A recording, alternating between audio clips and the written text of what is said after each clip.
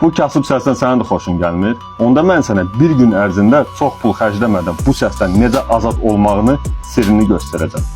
Bütçə aşağı olduğuna görə ümumi avtomobil düşümkü olmayacaq. Yalnız 4 qapı, yəni bomb style. Onun üçün alınıb 3 list STP vibroizolasiya 3 mm'lik, 646 rastvaritil və rolik.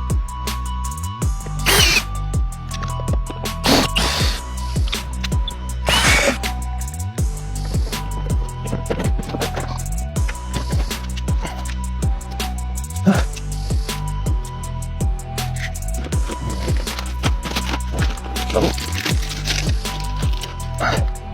Zavod səs izolyasiyasına. İçi tam olarak boş, heç nə yox. Təmiz metal.